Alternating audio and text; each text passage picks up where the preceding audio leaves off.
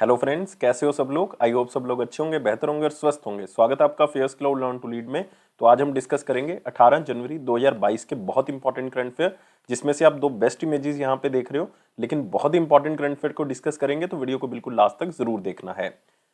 लेकिन उससे पहले आप हमारी एप्लीकेशन को डाउनलोड कर लें, करियर्स क्लाउड को। उसका लिंक डिस्क्रिप्शन बॉक्स में दिया हुआ है। लॉगिन कर ले अपनी ईमेल आईडी के थ्रू और क्रैक करंट अफेयर्स के ऊपर क्लिक करके 1 साल या फिर 2 साल की सब्सक्रिप्शन आप बाय कर सकते हैं। दोनों का ही प्राइस बहुत कम है। लेकिन इसमें हम आपको क्या प्रोवाइड करेंगे, हम आपको डेली करंट अफेयर्स प्रोवाइड करेंगे। डेली में 3 सेक्शंस होंगे, detail, question and answer format और क्विज सेक्शन। लेकिन ये तीनों चीजें जो हैं वो आप हमारी एप्लीकेशन के ऊपर ही असेस कर सकते हो और क्विज जो है वो डेली आप हमारी एप्लीकेशन के ऊपर अटेम्प्ट कर सकते हो। वीकली सेक्शन होगा, उसमें भी 3 सेक्शंस होंगे, detail, question and answer format और क्विज वीकली बेसिस पे आप हमारी एप्लीकेशन के ऊपर अटेम्प्ट करोगे। मंथली सेक्शन जो कि बहुत इंपॉर्टेंट है, क्योंकि 4 तरह की पीडीएफ्स आपको मिल रही है। डिटेल करंट अफेयर की, क्वेश्चन एंड आंसर फॉर्मेट की, बेस्ट 100 करंट अफेयर वो भी क्वेश्चन एंड आंसर फॉर्मेट में, और चौथी पीडीएफ होगी पॉकेट पीडीएफ, जिसमें 2 लाइन में 3 लाइन में आपको करंट अफेयर मिल जाएगा, ताकि जल्दी जल्दी में आप इसको रिवाइज कर सको। लेकिन आपकी परफॉर्मेंस को और अच्छा करने के लिए हम आपको 20 अलग अलग तरह की टॉपिक वाइज पीडीएफ दे रहे हैं, ताकि एक टॉपिक, 2 टॉपिक को अगर आप रिवाइज करना चाहते हैं तो आप टॉपिक वाइज पीडीएफ से कर सकते हैं। अगर आप बैंकिंग स्टूडेंट हैं तो हम आपको 3 सेक्शंस देंगे जो कि सिर्फ बैंकिंग एंड इकोनॉमी से रिलेटेड होंगे। एक में डिटेल होगी, क्वेश्चन एंड आंसर फॉर्मेट होगा, क्विज होगा। क्विज आप हमारी एप्लीकेशन के ऊपर ही अटेम्प्ट कर सकते हो, लेकिन वो मंथली बेसिस पे अटेम्प्ट कर सकते हो। इसी तरह से आपको एक एग्जाम पीडीएफ मिलेगी, जिसमें जितना भी करंट अफेयर जा चुका है 2021 का, उसको रिवाइज करने के लिए आप इसका यूज कर सकते हो। आपको डिटेल में बजट और इकोनॉमिक सर्वे मिलेगा, और इसमें आपको एक्सपेक्टेड क्वेश्चन एंड आंसर भी बताए जाएंगे जो बजट और इकोनॉमिक सर्वे से एग्जामिनर बना सकता है। और अगर आप किसी भी स्टेट एग्जाम की तैयारी कर रहे हैं तो हम आपको हर स्टेट का करंट अफेयर प्रोवाइड करेंगे, ताकि आपकी स्टेट परफॉर्मेंस इंप्रूव हो सके। तो इसी तरह से ये सारे करंट अफेयर आपको मिलेंगे, लेकिन इकट्ठे मिलेंगे। ये सारी चीजें आपको मिलेंगी हमारी एप्लीकेशन के ऊपर, तो डाउनलोड कर ले, लिंक डिस्क्रिप्शन बॉक्स में दिया हुआ है। लॉगिन कर ले ईमेल आईडी के थ्रू और क्रैक करंट अफेयर्स के ऊपर क्लिक करके आप 1 साल या फिर 2 साल की सब्सक्रिप्शन बाय कर सकते हैं। दोनों का ही प्राइस बहुत कम है। लेकिन दोस्तों एक बात याद रखनी है कि अगर आप नए स्टूडेंट हैं, अपनी प्रेपरेशन को स्टार्ट करें, तो मैं आपको एडवाइस करूंगा कि आप 2 साल का बाय करें, क्योंकि 2022 का लोगे तो वो बहुत कॉस्टली होगा। अभी बाय कर लोगे तो बहुत ज्यादा फायदे में रहोगे। और इसमें आपको दोनों सब्सक्रिप्शन में 10% एक्स्ट्रा डिस्काउंट मिल रहा है, अगर आप इस कोड का यूज करेंगे ASH10 का। और इस ईमेल आईडी और इस नंबर पे हमें संपर्क कर सकते हैं अगर आपको लगता है कि कोई भी किसी भी तरह का आपको डाउट है। तो स्टार्ट करते हैं 18 जनवरी 2022 के करंट अफेयर। लेकिन उससे पहले सारे बच्चों से रिक्वेस्ट है कि यार वो वीडियो को लाइक जरूर कर दें, शेयर करें मैक्सिमम टू मैक्सिमम, और चैनल को सब्सक्राइब जरूर कर दें। और अभी के अभी टेलीग्राम ग्रुप को ज्वाइन कर लो, डिस्क्रिप्शन बॉक्स में लिंक है, ताकि नोटिफिकेशन आपको ऑन टाइम मिलती रहे। तो मोस्ट इंपॉर्टेंट क्वेश्चन में पहला क्वेश्चन है, who one men's single title at India's open 2022। तो आपके लिए कीवर्ड क्या है, India open 2022 tournament men's single category के अंदर किसने जीता है। और ये है केवल 20 साल के लक्ष्य सेन। तो आंसर हमारे पास क्या होगा, सी होगा। तो याद रखना है, ये मात्र 20 साल के हैं और इन्होंने अपना सुपर 500 टाइटल जो है वो जीत लिया है। किस तरह से, इन्होंने इंडिया ओपन 2022 टूर्नामेंट जो है वो जीत लिया है, और इन्होंने सिंगापुर के एक बहुत ही फेमस प्लेयर और आप कह सकते हो वर्ल्ड चैंपियन को हराया है, जिनका नाम क्या है, लो क्यान। तो आपको याद रह गया तो भी ठीक है, अदरवाइज ये हमारे लिए इंपॉर्टेंट नहीं है। तो आप देख सकते हो यहाँ पे लक्ष्य सेन का चेहरा, इन्होंने मेन सिंगल टाइटल जो है वो जीत लिया है इंडिया ओपन 2022 का। तो आप यहाँ पे भी देख सकते हैं, India's 20-year-old Lakshya Sen secures the maiden super 500 title. इन्होंने ये टाइटल जीत लिया है और सिंगापुर के एक सुपर चैंपियन को हरा दिया है। और आप कह सकते हो ये टूर्नामेंट बहुत ही इंपॉर्टेंट है इंडिया के लिए। और इसमें आप देख सकते हो मेंस कैटेगरी के अंदर लक्ष्य सेन जो है वो जीत चुके हैं, और डबल्स के अंदर आपने याद रखना है कि इंडिया के प्लेयर जीते। वुमेन सिंगल आपने याद नहीं रखना, क्योंकि कोई भी इंडिया का प्लेयर इसमें नहीं है। तो मेंस डबल आपने याद रखना है, ये भी इंडिया ने जीता है। एक हमारे पास है सात्विक साईराज रेड्डी और एक है चिराग शेट्टी, और इन्होंने जो है ये डबल्स का खिताब जो है वो जीता है। बहुत ही इंपॉर्टेंट जो है ये खिताब है, और यहां से क्वेश्चन आने के चांसेस जो बहुत ज्यादा है, इसलिए आप जो दोनों ऑप्शन देख रहे हो ए और बी, ये इन्होंने डबल्स के अंदर टूर्नामेंट जीता है। और 2022 का ये पहला टूर्नामेंट था, आप कह सकते हो, इंडिया ओपन 2022, जो कि बैडमिंटन वर्ल्ड फेडरेशन की तरफ से करवाया गया। और साथ ही साथ ये टूर्नामेंट जो है वो 1973 से लगातार जो है वो ऑर्गेनाइज किया जा रहा है बैडमिंटन एसोसिएशन ऑफ इंडिया की तरफ से, और साथ में ये मान्यता प्रदान करता है कौन, बैडमिंटन वर्ल्ड फेडरेशन की तरफ से।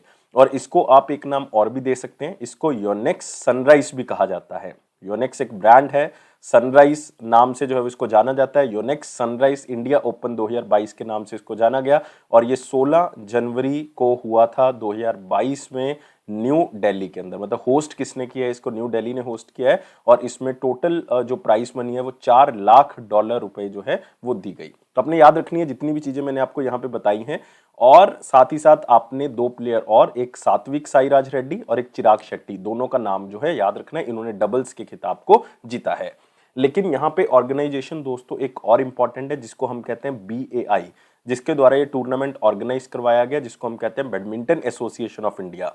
और इसके जो प्रेसिडेंट हैं वो कौन है? वो है हिमंत बिस्वा शर्मा। तो याद रखेंगे हिमंत बिस्वा शर्मा, ये हमारे पास क्या है? प्रेसिडेंट है बैडमिंटन एसोसिएशन ऑफ इंडिया और इसका हेडक्वार्टर कहाँ पे है? New Delhi.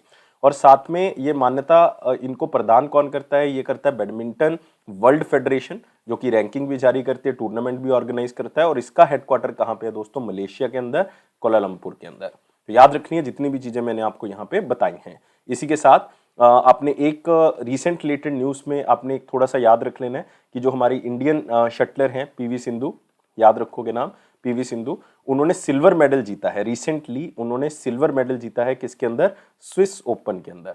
Swiss open super 300 के अंदर जो है वो उन्होंने सिल्वर मेडल जीता है। ये आपने रिसेंट रिलेटेड न्यूज में याद रख लेना है।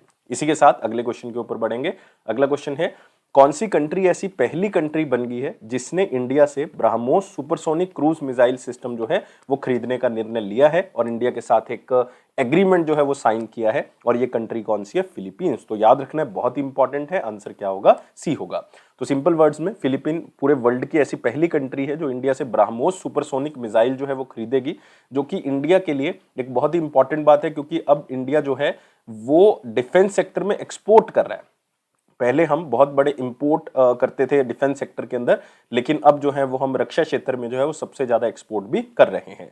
और ब्रह्मोस मिसाइल वैसे भी इंपॉर्टेंट है क्योंकि ये ब्रह्मपुत्र और रशिया का, या आप कह सकते हो इंडिया और रशिया का एक ज्वाइंट इनिशिएटिव है। 2 नदियों से रखा गया है। इसका नाम जो है वो एक ब्रह्मपुत्र रिवर, एक मॉस्कोवा रिवर से रखा गया है। ये रशिया की रिवर है, ये इंडिया की रिवर है, तो दोनों को मिला के रखा गया। मतलब इंडिया और रशिया का ये ज्वाइंट प्रोजेक्ट है। और बहुत इंपॉर्टेंट ब्रह्मोस मिसाइल जो है वो हम फिलीपाइंस को क्या करेंगे? हम बेचेंगे। और फिलीपाइंस ने ये नोटिस ऑफ अवार्ड जो है वो साइन किया, आप कह सकते हो acceptance of India BrahMos aerospace private limited के साथ टाइप किया कि ऑलमोस्ट $375 मिलियन का ये एग्रीमेंट है, जिसमें हम उनको ये मिसाइल सिस्टम जो है वो देंगे। और साथ ही साथ फिलीपींस जो है ये फिलीपींस की नेवी को देंगे। और फिलीपींस जो है 3 बैटरीज भी जो है वो ब्रह्मोस क्रूज मिसाइल की जो है वो एक्वायर करेगा इन 375 मतलब $375 मिलियन के बीच में।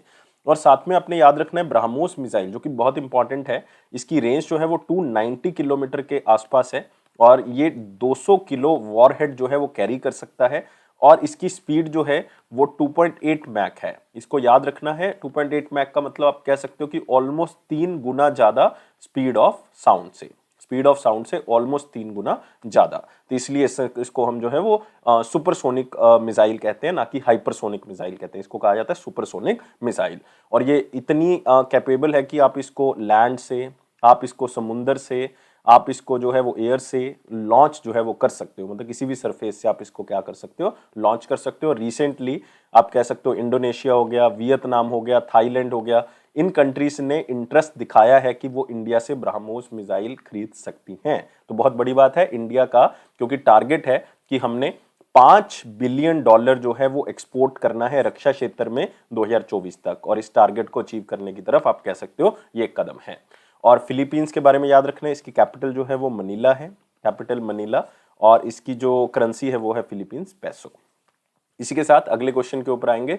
अगला क्वेश्चन है, कौन सा विलेज ऐसा पहला विलेज बन गया है जो कि सैनिटरी नैपकिन से फ्री विलेज के टैग के तौर पे जाना जाएगा? मतलब वहां पे अब सैनिटरी नैपकिन का जो है वो यूज नहीं होगा, वहां पे जो है वो मेंस्ट्रुअल कप्स का जो है वो यूज किया जाएगा। तो ये होगा हमारे पास कुंबालांगी विलेज, जो कि कहां पे स्थित है? केरला के अंदर। तो याद रखना है। और ये डिक्लेरेशन जो है वो किसने की है? ये वहां के जो गवर्नर हैं आरिफ मोहम्मद खान, उन्होंने, जो कि गवर्नर हैं केरला के, उन्होंने डिक्लेयर किया है कि जो कुंभालांगी जो विलेज है इंडिया का पहला इको फ्रेंडली टूरिस्ट विलेज भी यही है। याद रखना है, इंडिया का पहला first eco friendly tourist village यही है। और ये कौन सी डिस्ट्रिक्ट में स्थित है? एर्नाकुलम डिस्ट्रिक्ट में स्थित है, इसको भी आप याद रख सकते हो, खास करके केरला के स्टूडेंट। एर्नाकुलम डिस्ट्रिक्ट में स्थित है और ये पहला सैनिटरी नैपकिन फ्री विलेज है पूरे इंडिया का, मतलब इसमें सैनिटरी नैपकिन का यूज नहीं होगा। तो इसमें 5000 मेंस्ट्रुअल कप्स का जो है वो यूज होगा, मतलब सैनिटरी नैपकिन की जगह आप इन कप्स का जो है वो यूज कर सकते हो, जो कि वहां की औरतों को बांटे गए जो कि 18 या 18 से ऊपर हैं, और ताकि उनको किस तरह से यूज करना है उनको बताया जाएगा और इसके क्या एडवांटेज हैं। और सैनिटरी नैपकिन जो है वो लीक हो सकता है, इसके लीक होने के चांसेस नहीं है। तो इस तरह के बेनिफिट जो है वो लोगों को बताए गए और इस तरह के बेनिफिट बताने से औरतों ने इसको यूज करना जो है वो स्टार्ट किया। तो एक सिंपल क्वेश्चन है, सिर्फ आप चाहे स्लाइड से याद रखें इसको, लेकिन आपने विलेज का नाम जो है वो याद रखना है, कुंबालांगी विलेज, जो कि कहां पे स्थित है? केरला के अंदर। इसी के साथ हम आते हैं अगले सेक्शन के ऊपर, जो है वेरी इंपॉर्टेंट क्वेश्चन सेक्शन। लेकिन वीडियो को लाइक करना है, शेयर करें मैक्सिमम टू मैक्सिमम, और चैनल को सब्सक्राइब कर लें अभी के अभी, और टेलीग्राम ग्रुप को आप डिस्क्रिप्शन बॉक्स से ज्वाइन कर लेंगे। और पहला क्वेश्चन है वेरी इंपॉर्टेंट सेक्शन में, who won the IBS intelligence, और जिसको कहते हैं IBSI, global financial technological innovation award for 2021, और किस कैटेगरी के अंदर? Best CRM system implementation category के अंदर। और सीआरएम का मतलब है कस्टमर रिलेशनशिप मैनेजमेंट, याद रखना है, कस्टमर रिलेशनशिप मैनेजमेंट के अंदर। तो आपने इसमें कीवर्ड याद रखना है, IBS intelligence global financial technological innovation award, और कैटेगरी याद रखनी है सीआरएम, याद कर ले, कस्टमर रिलेशनशिप मैनेजमेंट कैटेगरी के अंदर। और एक तो दोस्तों है एक्सिस बैंक, और दूसरा हमारे पास है सीआरएम नेक्स्ट सोल्यूशन। तो इसका मतलब आंसर क्या होगा हमारे पास? डी होगा, बोथ ए एंड सी होगा। तो आप देख सकते हो एक्सिस बैंक और सीआरएम नेक्स्ट जो है, दोनों ने इस अवार्ड को जीता है, जिसको हम कौन सा अवार्ड कहते हैं? IBS intelligence global financial technological innovation award.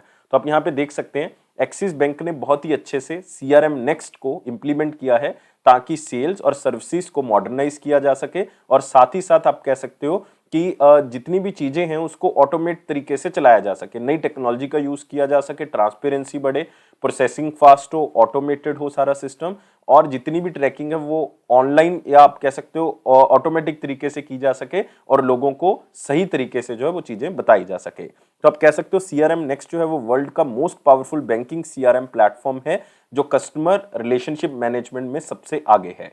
और सीआरएम नेक्स्ट एक ऐसा प्लेटफॉर्म है जो आप कह सकते हो कि बैंक जो है वो अलग अलग तरह के ऑफर रियल टाइम पे जनरेट कर सकते हैं। सीआरएम टेक्नोलॉजी के थ्रू जो है वो बैंक का सही टाइम पीरियड पे और उसी टाइम पीरियड पे जो है वो चीजों को जनरेट कर सकते हैं, और सही ऑफर्स जो है वो लोगों तक पहुंचा सकते हैं। मतलब नई टेक्नोलॉजी के थ्रू जिस तरह की लोगों को सुविधाएं चाहिए बैंकिंग सिस्टम के अंदर, वो प्रदान कर सकते हैं। और सीआरएम नेक्स्ट जो है वो बहुत इंपॉर्टेंट प्लेटफॉर्म है, और इसने आप कह सकते हो रियल टाइम में कस्टमर्स का जितना भी लाइक ऑनबोर्डिंग करनी है, कोई रिलेशनशिप मैनेजर के तौर पे काम करना है, वो सारा कुछ ऑटोमेट कर दिया है बैंक्स का। तो इसलिए एक्सिस बैंक जो है वो वर्ल्ड का, इवन आप कह सकते हो कि प्राइवेट सेक्टर बैंक्स के अंदर अगर आप देखोगे, बेस्ट इंप्लीमेंटर है इस टेक्नोलॉजी का, जिसको हम कहते हैं सीआरएम नेक्स्ट। इसलिए अवार्ड जो है वो दोनों को मिला है, बोथ ए एंड सी जो है वो आंसर होगा। लेकिन थोड़ा सा इस अवार्ड के बारे में आपने याद कर लेना है कि ये अवार्ड जो है लाइक उन प्रोमिनेंट बैंक्स को दिया जाता है, या उन आईटी फर्म्स को दिया जाता है इंफॉर्मेशन टेक्नोलॉजी से जुड़ी हुई, या बैंकर्स को दिया जाता है जो कि पूरे वर्ल्ड में अलग अलग तरह की सुविधाएं प्रदान करते हैं। इसका मतलब जो टेक्नोलॉजी से जुड़े हुए प्लेयर्स हैं और जो बैंकिंग टेक्नोलॉजी को बहुत ही अच्छे तरीके से निभा के अपने कस्टमर्स को best to best services provide करते हैं, उनको ये अवार्ड जो है वो दिया जाता है। लेकिन आपने यहाँ पे एक्सिस बैंक के बारे में याद रखना है कि इसके एमडी और सीईओ कौन है? अमिताभ चौधरी। और इसकी टैगलाइन क्या है? बढ़ती का नाम जिंदगी, बढ़ती का नाम जिंदगी। और इसका हेडक्वार्टर कहां पे है? मुंबई के अंदर। अगले क्वेश्चन के ऊपर आते हैं। India's first coal to methanol plant launched at which place? Again बहुत इंपॉर्टेंट क्वेश्चन है, और हमारे यूनियन मिनिस्टर जो मिनिस्ट्री ऑफ हैवी इंडस्ट्री के हैं, जो मिनिस्ट्री ऑफ हैवी इंडस्ट्री के हैं, कौन है वो? महेंद्र नाथ पांडे। याद रखना है, महेंद्र नाथ पांडे। इन्होंने इनॉग्रेशन किया है, और ये भारत हैवीवेट इलेक्ट्रिकल लिमिटेड का एक यूनिट है, जो कि कहां पे स्थित है? हैदराबाद के अंदर। वहां पे ये कोल टू मेथेनॉल प्लांट जो है वो लॉन्च किया है, और ये इंडिया का पहला कोल टू मेथेनॉल प्लांट है। तो आप कह सकते हो कोल से जो ऐश पैदा होती है उसको राख को यूज करके जो है वो क्या बनाया जाता है, वहां से मेथेनॉल जो है वो निकाली जाती है, और बेल का एक रीजनल सेंटर है कहां पे? हैदराबाद के अंदर, वहां पे इसको लगाया गया है। तो ये ऐसी पहली टेक्नोलॉजी है जो कि डेमो बेसिस पे, या आप कह सकते हो डेमोन्स्ट्रेशन पायलट बेसिस पे जो इंडिया में लॉन्च की जा रही है, जिसमें हाई क्वालिटी का जो ऐश है, जो राख है, उसको हम इंडियन जो कि इंडियन कोल से निकला हुआ है उसको मेथनॉल में कन्वर्ट किया जाता है गैसिफिकेशन रूट के थ्रू। और ये बहुत ही इंपॉर्टेंट है क्योंकि इससे जो मेथनॉल निकल रही है वो 99% प्योर मेथनॉल जो है वो निकल रहा है, बहुत ही इंपॉर्टेंट है। और साथ में ये कोल गैसिफिकेशन जो मिशन है हमारा उसको भी अप्रूव करता है और कोल टू हाइड्रोजन प्रोडक्शन है उसको भी आगे बढ़ाता है, क्योंकि इंडिया का भी मिशन है कि हाइड्रोजन मिशन के ऊपर बढ़ा जाए, मतलब हाइड्रोजन टेक्नोलॉजी का यूज किया जा सके। तो सिंपल है, जो हाई क्वालिटी की ऐश है जो कोल से पैदा होती है उसको मेथनॉल में कन्वर्ट करना है गैसिफिकेशन प्रोसेस के थ्रू। और उसका पहला यूनिट कहां पे लगाएगा? हैदराबाद। हैदराबाद में क्यों? क्योंकि भारत हैवीवेट इलेक्ट्रिकल लिमिटेड का है ये, और उसका एक यूनिट कहां पे है? हैदराबाद में। लेकिन यहाँ पे BHEL के बारे में याद रखोगे, इसके चेयरमैन और मैनेजिंग डायरेक्टर कौन है? नलिन सिंघाल। नलिन सिंघाल, ये आपने याद रखना है। इसी के साथ आएंगे अगले क्वेश्चन के ऊपर। अगला क्वेश्चन है हमारे पास, recently legendary dancer Birju Maharaj ji passed away, he was very famous dancer. तो वो कौन सी आप कह सकते हो जोनर के डांसर थे, क्योंकि अलग अलग स्टेट में अलग अलग तरह के डांसेस जो है वो क्लासिकल डांसेस जो है वो किए जाते हैं। तो जिसमें ये बिरजू महाराज जी जो कि बहुत ही फेमस है, ये कथक के महारथी थे। तो आंसर क्या होगा? सी होगा। तो आपने एक बात याद रखनी है कि इनको महाराज जी के नाम से भी जाना जाता है, महाराज जी के नाम से जाना जाता है। और कहां से बिलोंग करते हैं? ये हांडिया से बिलोंग करते हैं, उत्तर प्रदेश से, क्योंकि कथक डांस जो है वो कौन सी स्टेट का है? यूपी का ही है। और नदर इंडिया में और भी स्टेट्स में जो परफॉर्म किया जाता है, लेकिन मेन डांस जो है वो कौन सी स्टेट का है? यूपी का है। तो ये चीज आपने याद रखनी है। और 83 ईयर्स ओल्ड थे, इनका देहांत जो है वो हुआ है। तो आप देख सकते हो यहाँ पे डायन ऑफ कथक, मतलब महारथी कथक के पंडित बिरजू महाराज जी, उनका देहांत हो गया 83 ईयर्स ओल्ड में। और कथक के महारथी थे, ये बात आपने, मैं बार बार बोल रहा हूं ताकि आपने याद रखना है इसको। तो आप यहां भी देख सकते हैं महाराज जी जो है वो लाइफ लॉन्ग कथक गुरु रहे हैं और साथ ही साथ हिंदुस्तानी क्लासिकल सिंगर भी रह चुके हैं। और कौन से घराने से बिलोंग करते थे? लखनऊ घराना का इनका डांस स्टाइल था। ये आपने थोड़ा सा याद रख लेना, आपको क्वेश्चन आ सकता है। और आप कह सकते हो कि श्रीराम भारतीय कला केंद्र जो कि बहुत फेमस है, श्रीराम भारतीय कला केंद्र के डायरेक्टर भी रह चुके हैं। और साथ में संगीत नाटक अकेडमी कथक केंद्र का भी जो है वो डायरेक्टर रह चुके हैं 1998 तक। बहुत इंपॉर्टेंट पोजीशन है ये। और इनके ऊपर जो है वो एक बुक लिखी गई है जो कि नंद किशोर कापोटे की तरफ से लिखी गई है, जिसका नाम है नृत्य सम्राट पंडित बिरजू महाराज जी, ए कंपाइलेशन फ्रॉम हिज डिसाइपल। तो आपने याद रखना है कि इनके बारे में बताया गया है सारी चीजें, एक तरह की इनकी बायोग्राफी, इनकी लाइफ के बारे में बताया गया है। ये बुक किसने लिखी है? नंद किशोर कपोटे ने इस बुक को लिखा है। और इनको पद्म विभूषण जो है वो मिल चुका है, पद्म विभूषण। और इनको 1986 में ये अवार्ड जो है वो आर्ट कैटेगरी के अंदर दिया गया था। तो जितनी भी इंफॉर्मेशन मैंने आपको बिरजू महाराज जी के बारे में बताई है, ये सारी चीजें आपने याद रखनी है। लेकिन इसी के साथ जो बाकी डांस फॉर्म्स आप देख रहे हो वो भी याद रखेंगे, लाइक कुचिपुड़ी। कुचिपुड़ी जो है वो कहाँ पे परफॉर्म किया जाता है? ये आंध्र प्रदेश का है दोस्तों, याद रखना है आंध्र प्रदेश का। कथकली, क्योंकि कथक और कथकली में बच्चे थोड़ा सा कंफ्यूज हो जाते हैं, आंसर इसका होगा केरला। कथकली केरला का है। क्षत्रिय जो है वो असम का है। तो ये सारी चीजें आपने याद रखनी है क्योंकि ये बार बार क्वेश्चन जो एग्जाम में आने वाले हैं। इसी के साथ आते हैं अगले क्वेश्चन के ऊपर। एक बुक लिखी गई है जिसका नाम है Bose, the untold story of an inconvenient nationalist. ये बुक किसने लिखी है? तो नाम से पता लग रहा है ये सुभाष चंद्र बोस के बारे में ये बुक, और ये लिखी है चंद्रचूड़ घोष ने। तो आंसर क्या होगा इसका? डी होगा। बहुत ही सुंदर सा आप देख सकते हो इसका कवर पेज है, the untold story of inconvenient nationalist. इसमें सुभाष चंद्र बोस के बारे में जो है वो खास करके बताया गया है क्योंकि उन्हीं के ऊपर ये बुक लिखी गई है।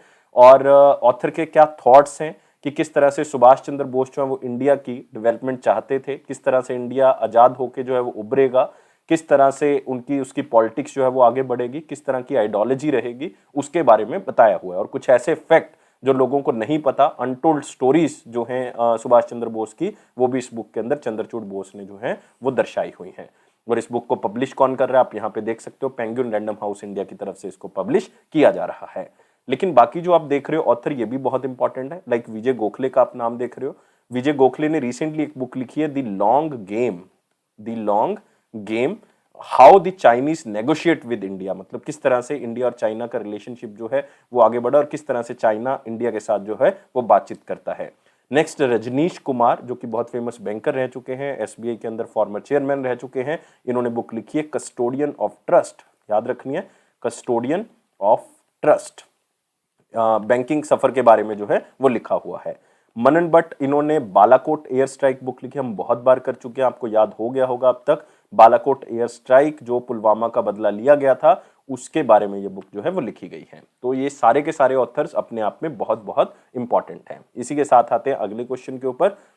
अगला है इंडिफाई टेक्नोलॉजी ने किसके साथ जो है वो एक एग्रीमेंट किया है ताकि वो लोन्स को दे सकें छोटे बिजनेसमैन को या छोटे जो उद्योगपति हैं उनको ये लोन जो है वो प्रोवाइड किया जा सके। और ये टाई अप इंडिफाई टेक्नोलॉजी ने किया है गूगल पे के साथ।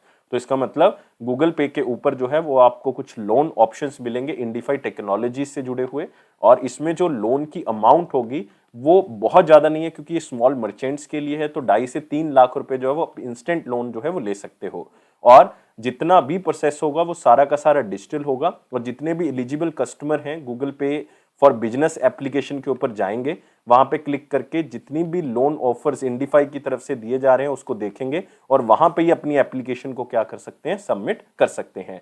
इसके पीछे एक मेन मकसद था कि जितने भी छोटे इंडियन बिजनेसमैन हैं, अगर उनको कोई प्रॉब्लम आ रही है अपने बिजनेस को चलाने में, तो यहां से वो कुछ अमाउंट का लोन जो है वो ले सकते हैं, क्योंकि इंडिफाई ऑलरेडी जो है वो छोटी छोटी कंपनीज के साथ टाई अप कर चुका है। अगर आप कहोगे इंडिफाई जो है वो जोमेटो के साथ टाई अप कर चुका है, स्विगी के साथ टाई अप कर चुका है, अमेजॉन के साथ टाई अप कर चुका है कि उनके लोन को यहाँ पे प्रदर्शन किया जाए ताकि जो छोटे बिजनेसमैन हैं, लघु उद्योग हैं, वो यहाँ पे जो है वो उनके क्रेडिट को ले सके। और इसमें जो क्रेडिट है वो 18 से 30 महीने के अंदर जो है वो आप वापिस लौटा सकते हो। और इवन अगर आपने अपनी शॉप का रेनोवेशन करवाना है, उसमें कुछ सामान और डालना है, तो आप इस पैसे से डाल सकते हो, आप इसको यूज कर सकते हो। तो बहुत ही सिंपल है, आपने क्वेश्चन को स्लाइड से याद रखना है, खास करके जो बैंकिंग के स्टूडेंट है वो इसको याद रखेंगे। इसी के साथ आते हैं अगले क्वेश्चन के ऊपर। अगला है फर्स्ट नेशनल स्टार्टअप डे जो है वो कब ऑब्जर्व किया गया, मतलब पहली बार जो है वो स्टार्टअप डे जो है वो नेशनल लेवल पे सेलिब्रेट किया गया। मोदी जी ने इसका अनाउंसमेंट जो है वो किया है। तो याद रखना है कि कब मनाया गया, 16 जनवरी को दोस्तों इसको मनाया गया। तो आंसर क्या होगा इसका, सी होगा। तो याद रखना है इसका मेन मकसद क्या रहेगा कि स्टार्टअप्स को इंडिया के अंदर प्रमोट करना है, क्योंकि रिसेंटली अगर एक डाटा देखें तो इस डाटा के अंदर ये बताया गया है कि 60,000 से ज्यादा स्टार्टअप्स जो हैं वो इंडिया के अंदर रजिस्टर हो चुके हैं पिछले 6 सालों के अंदर।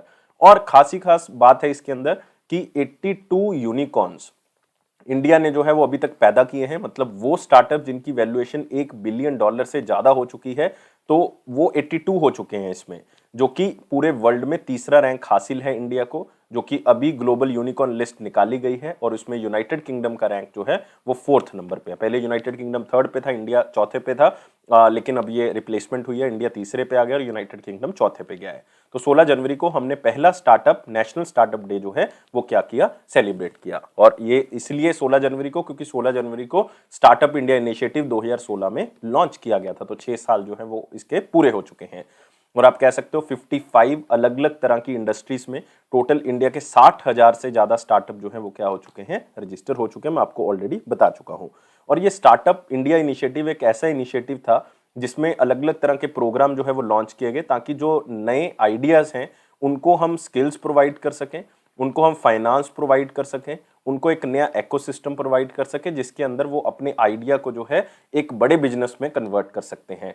और खास करके जॉब क्रिएटर बनना है रेदर देन जॉब सीकर, मतलब हमें जॉब चाहिए ऐसा नहीं हमने कहना, हमने लोगों को और जॉब देना है, इसी लक्ष्य के साथ जो है इसको स्टार्ट किया गया था। तो याद रखना है ये हमारे पास कौन सा है, 16 जनवरी। इसी के साथ अगले क्वेश्चन के ऊपर आते हैं। आरबीआई ने $900 मिलियन जो है वो लोन दिया है कौन सी कंट्री को ताकि वो फॉरेक्स क्राइसिस से बाहर आ सकें। मतलब सिंपल है कि उनके पास फॉरेन रिजर्व खत्म हो चुका है, मतलब वो पैसा खत्म हो चुका है जो डॉलर में था उनके पास। अब वो कंट्री अगर इंपोर्ट करती है कहीं से बाहर से सामान मंगवाती है तो पे जो है करना पड़ेगा वो डॉलर में करना पड़ेगा। तो कैसे देंगे क्योंकि उनके पास ऑलरेडी नहीं है।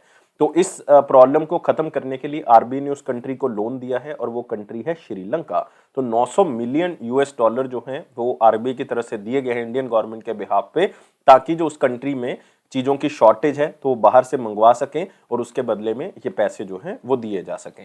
तो आप देख सकते हो इंडिया ने ग्रांट किया $900 मिलियन लोन टू श्रीलंका ताकि वो अपना फॉरेक्स क्राइसिस जो है वो सॉल्व कर सके। बहुत ही इंपॉर्टेंट है, खास करके श्रीलंका की हम हेल्प कर रहे हैं तो इसका फायदा जनरली ये होगा कि हम चाइना को कहीं ना कहीं जो है वो रोक सकते हैं श्रीलंका में एंटर होने से, या कहीं ना कहीं श्रीलंका को कंट्रोल करने के लिए। तो श्रीलंका में अब आम बात हो की है कि पावर कट्स जो है वो लग रहे हैं बहुत ज्यादा, और आप कह सकते हो कि वहां पे जो है लोग बिल नहीं पे कर पा रहे हैं, इतनी कमी जो है या इतनी तरह की इमरजेंसी जो है वो वहां पे आ चुकी है। तो इस प्रॉब्लम को सॉल्व करने के लिए वहां से चीजों को बाहर से मंगवाना पड़ रहा है और श्रीलंका जो पैसा जो है वो यहाँ से पे कर देगा। और खास तौर से आपने याद रखना है श्री जयवर्धनेपुरे कोटे, श्री जयवर्धनेपुरे कोटे जो है वो यहाँ की कैपिटल है, जो कि लेजिस्लेटिव कैपिटल, और एक कोलंबो जो कि पुरानी जो कि जुडिशियल कैपिटल है श्रीलंका की। करेंसी यहाँ पे क्या है, श्रीलंकन रुपी। याद रखना है श्रीलंका में क्राइसिस चल रहा है, इवन ऑयल सप्लाईज को भी बंद कर दिया है क्योंकि लोग बिल ही नहीं पे कर पा रहे, तो मतलब बहुत बड़ा क्राइसिस श्रीलंका के अंदर चल रहा है इकोनॉमिक बेसिस पे। तो नेक्स्ट आते हैं, इसके बाद अगला क्वेश्चन पिक्चर से करोगे। इंडियन नेवी का आईएनएस कोची जो है वो पासेस एक्सरसाइज में पार्टिसिपेट करता है, जो कि रशिया की एडमिरल ट्रिबर्ट्स जो है अरेबियन सी में पार्टिसिपेट करती है, दोनों के बीच में है एक पासेक्स एक्सरसाइज जो है वो होती है। तो आप कह सकते हो इंडिया का इंडिजीनियसली डेवलप, हमारी तरफ से डेवलप किया गया guided missile destroyer INS Kochi जो है वो पार्टिसिपेट करता है, और रशिया की तरफ से जो है वो फेडरेशन रशियन नेवी की तरफ से नेवी डिस्ट्रॉयर जो है वो एडमिरल ट्रिबर्ट वो पार्टिसिपेट करता है। और ये एक्सरसाइज कहाँ पे होती है, कोचीन में होती है। कहाँ पे होती है, कोचीन में। आप कह सकते हो कि ये एक्सरसाइज जो है वो अरेबियन सी में हो रही है। पासेक्स एक्सरसाइज का जनरली यही मतलब होता है कि दो नेवीज जो हैं वो पार्टिसिपेट करें इस एक्सरसाइज के अंदर और आपस में कोऑर्डिनेट कम्युनिकेट कर सकें किसी भी डिजास्टर या किसी भी वॉर के टाइम पीरियड पे। कोई भी अगर आपदा आ जाती है तो उस टाइम पीरियड पे हम आपस में अच्छी कोऑर्डिनेशन के थ्रू हम किसी भी चीज को सॉल्व कर सके। पासेक्स का यही मतलब होता है। और इसमें बड़े बड़े प्रोफेशनल्स, बड़े बड़े जो ऑफिसर्स होते हैं वो आपस में जो है वो इंटरेक्ट करते हैं ताकि किसी भी टाइम पीरियड पे कोई भी प्रॉब्लम जो है वो आए तो हम किस तरह से कोऑर्डिनेट करेंगे, किस तरह से काम करेंगे। तो ये दोनों चीजें आपने याद रखनी है। और यहाँ पे आप देख सकते हैं अगला question, Padma Shri awardee eminent theatre personality जिनका नाम है साउली मित्रा, उनका देहांत हो गया है। तो साउली मित्रा एक बहुत फेमस थिएटर फिगर हैं वेस्ट बंगाल के अंदर, खास तौर से आपने याद रखना है कहाँ से बिलोंग करती हैं, वेस्ट बंगाल। और बहुत फेमस लाइक आप कह सकते हो परफॉर्मर्स हैं जिनका नाम है शोम्भू मित्रा एंड तृप्ति मित्रा, उनकी बेटी हैं ये। और कलकत्ता से बिलोंग करते हैं, वेस्ट बंगाल से। इनको संगीत नाटक अकेडमी मिल चुका है 2003 में, पद्मश्री इनको मिल चुका है 2003 में आर्ट्स के क्षेत्र में। और वेस्ट बंगाल की तरफ से इनको एक अवार्ड दिया गया बांगा विभूषण, याद रखना है बांगा विभूषण अवार्ड 2012 में, जो कि वेस्ट बंगाल का हाईएस्ट अवार्ड है जो स्टेट गवर्नमेंट की तरफ से दिया जाता है। तो नाम याद रखना है, साउली मित्रा कहाँ से बिलोंग करती है, वेस्ट बंगाल से, बहुत फेमस थिएटर आर्टिस्ट हैं। इसी के साथ आते हैं अगले क्वेश्चन के ऊपर जो कि हमारा इंपॉर्टेंट सेक्शन के अंदर। लेकिन वीडियो को लाइक करना है, शेयर करना है मैक्सिमम टू मैक्सिमम, और चैनल को सब्सक्राइब कर लें, और टेलीग्राम ग्रुप को आप डिस्क्रिप्शन बॉक्स से ज्वाइन कर लेंगे। सो इंपॉर्टेंट क्वेश्चन में पहला क्वेश्चन है, recently which country launched it's first solid fuel satellite carrier rocket into the space. तो क्वेश्चन को बिल्कुल स्लाइड से याद कर ले कि कौन सी कंट्री ने solid fuel satellite carrier rocket जो है वो लॉन्च किया है स्पेस के अंदर, और ये कंट्री हमारे पास कौन सी है, ये कंट्री है ईरान। तो आंसर हमारे पास क्या होगा, डी होगा। तो आपने याद रख लेना, सिंपल क्वेश्चन है कि ईरान का जो पार्लियामेंट्री रेवोल्यूशनरी गार्ड है उन्होंने पहला solid fuel satellite carrier rocket जो है वो लॉन्च किया है, और वो स्पेस में लॉन्च किया इन्होंने। और आप कह सकते हो ये कॉस्ट एफिशिएंट टेक्नोलॉजी को यूज करने के लिए, खास करके आप कह सकते हो इसमें कंपोजिट मटेरियल का यूज किया है, इसमें मेटल का यूज नहीं किया गया, ताकि कॉस्ट एफिशिएंट जो है वो मटेरियल यूज करके हम इसको और भी बेहतर बना सके। तो ईरान ने इसको यूज किया है। तो आप देख सकते हो Iran launch solid fuel satellite rocket into the space. और सैटेलाइट जो कैरियर्स हैं जनरली वो लिक्विड फ्यूल जो है वो यूज करते हैं, बट सॉलिड फ्यूल रॉकेट जो है वो मोस्टली बैलिस्टिक मिसाइल सिस्टम के अंदर जो है वो अडेप्ट किए जाते हैं, ताकि मोबाइल लॉन्चर्स के तौर पे जो है वो काम कर सकें। और आप कह सकते हो उसको कहीं पे भी जो है रोड पे या रेल सिस्टम के अंदर भी इसको यूज किया जा सकता है। तो आप कह सकते हो कि ईरान ने इसको रॉकेट लॉन्चिंग सिस्टम के अंदर यूज करके एक नई टेक्नोलॉजी की शुरुआत जो है वो यहाँ पे की है। और इवन दिसंबर 2021 में ईरान ने एक रॉकेट जो है वो लॉन्च किया था, जिसमें 3 गैजेट्स जो है वो उन्होंने भेजे थे, लेकिन उसके बारे में कोई इंफॉर्मेशन नहीं है कि वो अर्थ के ऑर्बिट में लैंड कर चुका है, आ चुका है, नहीं आया, उसके बारे में कोई जानकारी अभी नहीं है। और जो ईरान है वो लाइटर रॉकेट इंजन बनाने के ऊपर भी जो है वो काम कर रहा है। और ईरान के प्रेसिडेंट के बारे में याद रखना है, ईरान के प्रेसिडेंट है इब्राहिम राइसी, और इसकी कैपिटल है तेहरान, और करेंसी है ईरानियन रियाल। अगले क्वेश्चन के ऊपर बढ़ेंगे। अगले क्वेश्चन पिक्चर से, स्टार्टअप इंडिया इनोवेशन वीक जो है वो सेलिब्रेट किया गया। उसको सेलिब्रेट करने का मकसद यही था कि स्टार्टअप्स को आगे बढ़ाया जा सके, क्योंकि हम फर्स्ट नेशनल स्टार्टअप डे जो है वो सेलिब्रेट कर चुके हैं। और आप देख सकते हो 10 से लेके 16 जनवरी के बीच में इसको सेलिब्रेट जो है वो किया गया और ये पहला एवर स्टार्टअप दिन जो है वो 16 जनवरी को मनाया गया। उसी मकसद से जो है वो इस हफ्ते को मनाया गया। तो आप यहाँ पे देख सकते हैं जो हमारा department for promotion of industry and internal trade है, उन्होंने वर्चुअली ऑर्गेनाइज किया है स्टार्टअप इंडिया इनोवेशन वीक 10 से लेकर 16 जनवरी। एक तो अपने ये याद रखना है। तो इससे क्या होगा, एंटरप्रेन्योरशिप जो है वो इंडिया के अंदर बढ़ेंगे और साथ ही साथ यूनियन मिनिस्टर जो कमर्स एंड इंडस्ट्री है पीयूष गोयल जी, उन्होंने इसको जो है वो लॉन्च भी किया है। और प्राइम मिनिस्टर नरेंद्र मोदी जी ने 16 जनवरी को नेशनल स्टार्टअप डे जो है वो डिक्लेयर कर दिया, ये हम ऑलरेडी कर चुके हैं। साथ में इंडियन बैंक और IIM कोझिकोडे ने एक MOU साइन किया है ताकि क्रेडिट असिस्टेंट जो है वो स्टार्टअप्स को दी जा सके। और इसमें वो एक प्लेटफॉर्म जो है ऑलरेडी स्टार्टेड है इंडियन बैंक का, जिसको कहते हैं इंड स्प्रिंग बोर्ड। याद रखना है, इंड स्प्रिंग बोर्ड के थ्रू जो है वो 50 करोड़ रुपए तक जो है वो फाइनेंशियल असिस्टेंस दी जा सकती है स्टार्टअप्स को, वो भी साथ में दिया गया। और नेशनल स्टार्टअप अवार्ड जो है वो दिए गए पीयूष गोयल जी की तरफ से, और ये सेकंड एडिशन है। इसमें 46 स्टार्टअप्स को ये अवार्ड जो है वो दिए गए। लेकिन आपने याद नहीं रखना ये 46 स्टार्टअप्स कौन से हैं, बस इतना याद रखना है कि नेशनल स्टार्टअप जो अवार्ड्स हैं वो पीयूष गोयल जी ने दिए। और टोटल कितने स्टार्टअप्स को मिला है, 46 स्टार्टअप, 46 स्टार्टअप्स को ये मिला है। अब आते हैं वन लाइनर इंपॉर्टेंट पॉइंट्स के ऊपर, जिसमें पहला पॉइंट हमारे पास क्या है कि माली के फॉर्मर प्रेसिडेंट इब्राहिम बौबकार केटिया, उनका देहांत हो गया है। 76 ईयर्स ओल्ड थे ये, और 7 साल तक जो है आप कह सकते हो इनको शॉर्ट फॉर्म में लिख सकते हैं हम IBK, इब्राहिम बौबकार केटा। और ये 7 साल तक सत्ता में रहे हैं और 2013 से लेकर 2020 तक जो है वो ये माले के जो है वो प्रेसिडेंट रह चुके हैं। और इनको जो है वो कमांडर फोर्सेस ने जो है वो आप कह सकते हो मिलिट्री कूप के थ्रू ओवरटेक कर लिया था। उस टाइम पे कमांडर जो थे वो कौन थे, असीमी गोइटा। याद रखना है, माली के former president. Next, Padmashri awardee and social activist Shanti Devi का देहांत हो गया है। सबसे पहले याद रखना जरूरी है कि कौन सी स्टेट से बिलोंग करती थी, ये बिलोंग करती थी ओडिशा से। कहां से, ओडिशा से। और जो गांधी जी के फॉलोअर थे आचार्य विनोबा भावे, उनको ये फॉलो करती थी, खास करके 1950-56 में उनकी आइडियोलॉजी के ऊपर ये काम करती थी। और उन्होंने उनके साथ मिलके या उनकी आइडियोलॉजी के साथ मिलके जो है इन्होंने जो ट्राइबल वुमेन है उनकी लाइफ के अंदर सुधार करने के लिए इन्होंने ठान ली थी। और पिछले 60 सालों के अंदर आप कह सकते हो इन्होंने पूरी की पूरी लाइफ जो है ट्राइबल्स की एजुकेशन के ऊपर या ट्राइबल गर्ल्स को अपलिफ्ट करने के ऊपर जो है वो गुजारी है। और एक हेल्थियर सोसाइटी क्रिएट करने के बारे में इन्होंने सोचा है। इनको 2021 में, इसलिए याद रखना इस क्वेश्चन को, 2021 में इनको पद्मश्री अवार्ड भी जो है वो दिया गया है। 2021 में ही इनको मिला है।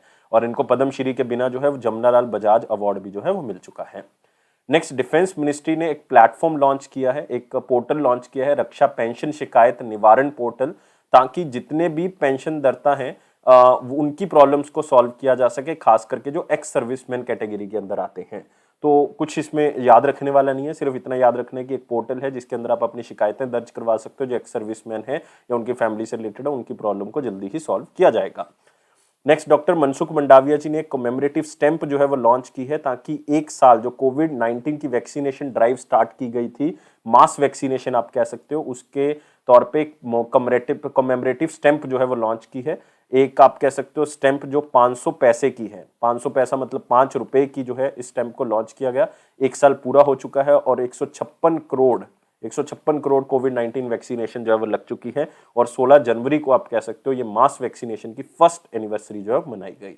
इंडिया और जापान ने एक मैरीटाइम एक्सरसाइज की है बे ऑफ बंगाल में। इसमें कुछ खास इंपॉर्टेंट नहीं है। इसमें जापान की मैरीटाइम सेल्फ डिफेंस फोर्स ने पार्टिसिपेट किया था, जिसको हम कहते हैं JMSDF। और साथ में आप कह सकते हो इंडियन नेवी ने इसके अंदर पार्टिसिपेट किया।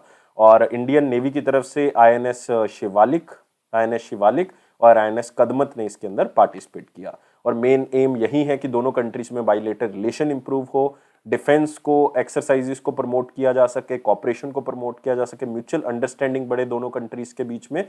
इसी के साथ जो है best to best practices Indian navy और साथ में Japan maritime self defence forces के बीच में हो सके।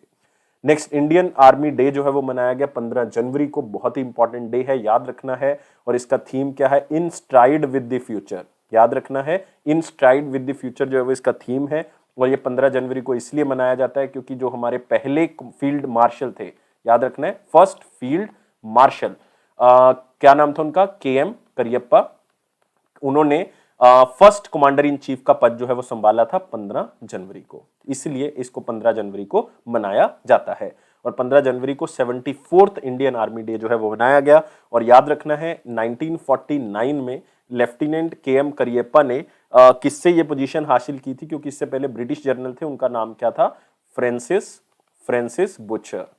फ्रांसिस बुचर जो है वो इससे पहले आर्मी जनरल थे, तो उनसे ये पोजीशन जो है वो किसके पास चली गई थी, के.एम. करियप्पा के पास चली गई थी, जो पहले फील्ड मार्शल बने। और इसीलिए इस दिन को मनाया जाता है 15 जनवरी को इंडियन आर्मी डे। नेक्स्ट आते हैं 16 और 17 जनवरी का क्वेश्चन क्या था, बहुत ही सिंपल था। Check below the amount of rupees 1 lakh are called.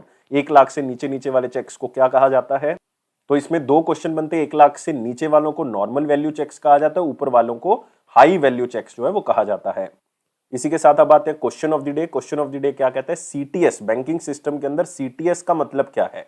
Answer मुझे आप कमेंट बॉक्स में बताएंगे, ध्यान से ऑप्शंस को पढ़ना है और मैं आपके आंसर का वेट करूंगा। लेकिन वीडियो को लाइक करना है, शेयर करें मैक्सिमम टू मैक्सिमम, और चैनल को अभी के अभी सब्सक्राइब कर लें और इस बेल बटन को प्रेस कर दें ताकि नोटिफिकेशन आपको ऑन टाइम मिल सके। ये अफेयर्स क्लाउड का प्रॉमिस है कि ये आपके कॉन्फिडेंस को जरूर बूस्ट करेगा। इसी तरह से आगे बढ़ते रहें, लेकिन आपने एक काम जरूर करना है कि आपने लाइफ को बहुत ज्यादा सीरियस नहीं लेना, और आप अभी के अभी टेलीग्राम ग्रुप को यार जरूर ज्वाइन कर लो, डिस्क्रिप्शन बॉक्स में लिंक है। और स्माइली की तरह मुस्कुराते रहो, हमेशा खुश रहोगे। Thank you guys, take care, bye bye.